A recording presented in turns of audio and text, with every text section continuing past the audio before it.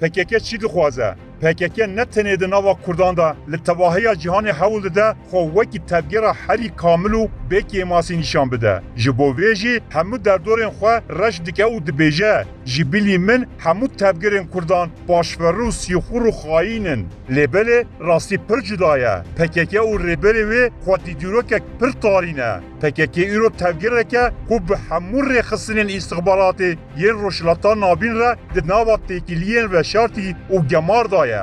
PKK li Sûriye bi rejima Esed û îstixbarata wê muxaberetê re, li Iraqê bi Şîe û hecya şeعبî re û li Îranê bi îtlaat û pasarên şoreşê re têkildar ew li dijî Kurdan xwedî pîlanên tarîn e. Têkiliyên PKK ên bi dewleta Tirk re ji xwe beriya 40 salan dest pê dike. Kesên wekî Oğur Mumcu, Ehmed Taner Qişlalî ku xwestin vê têkiliyê lêkolîn bikin jî ji aliyê dewleta Tirk û PKK ve hatin kuştin. Yê ku vê rastiyê dibêjin ne emin. Rêveberên PKK bixwe ne, bifermûn, guhdar bikin. Ji bo Tirkiyeyê endamê damezrînê PKK Alî Heydar Qaytan.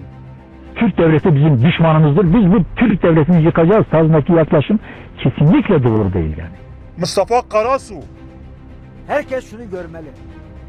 Kürt halkının, Kürt özgürlük hareketinin Türkiye'yi bölme diye bir amacı yok. Bir niyeti yok.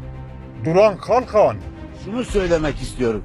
Yani biz aslında ya işte Türkiye devletini yıkmak isteyen, ordusunu kovmak isteyen, başka bir devlet kurmak isteyen, bu temelde orduyla çatışmayı öngören bir hareket değiliz.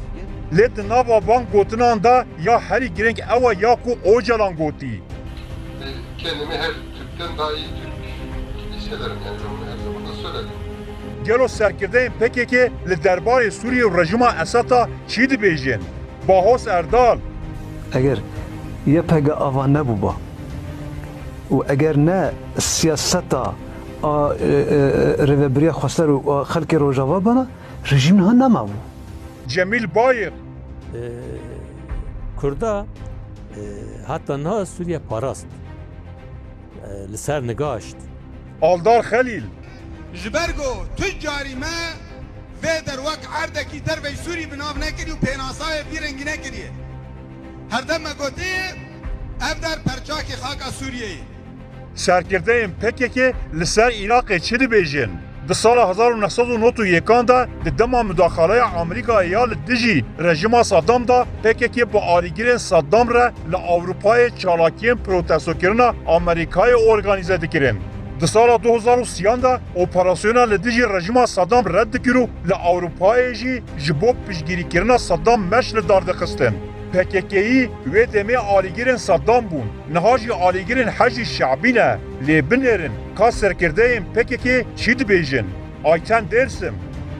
Özerk ve Irak'a bağlı biz yaşamak istiyoruz. Besê Hozat.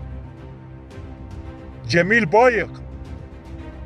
Serkirdeyên PKK li ser Îranê çi dibêjin? Bayık jî dibêje PKK li pêşiya hevpeymaniya dijî Îranê aslengiya herî mezin e. Belê, wek ji daxuyaniyên serkirdeyên PKK jî tê dîtin, PKK tevgereke ku yekreziya Tirkiye, Sûriye, Iraq û Îranê diparêze. PKK bi xwe jî qebûl dike ku wan rê li ber hilweşîna çar dewletên dagirker girtiye. Ew dewletên di encama peymana Lozanê ku Kurdistan kirî çar parçe. PKK pasewanê sînorên peymana Lozanê ye. Wê demê em dipirsin, gelo PKK çi dixwaze? Eger PKK van çar devletên kolonyalîst diparêze, wê demê çima ciwanên ji çar parçên Kurdistanê dide kuştin? Ma ji bo demokratîkkirina kolonyalîstan çima laşê ciwanên Kurd bên parça parça kirin? Heta ku Kurd bersiva vê pirsê nedin, ew nikarin xwe ji vê xepika ku PKK li ber Kurdan daniye rizgar bikin. PKK şûreke di destê kolonyalîstan de. Wekî ku Cemîl Bayık herî dawî jî li xwe mikur hatî û gotî PKK statûya heyî diparêze. Ev statûya dewletên kolonyalîst ku her roj Kurdan qir dikin û înkar dikin diparêze. PKK xizmetkarekî sadiqê statûkaya hemû dewletên kolonyalîstên herêmê ye. Tenê neyarê hikûmeta Herêma Kurdistanê ye. Ku ew hikûmet hêviya hemû Kurd û Kurdistanê ye. Dijminê statûya Kurdan a Hewlêra paytext e.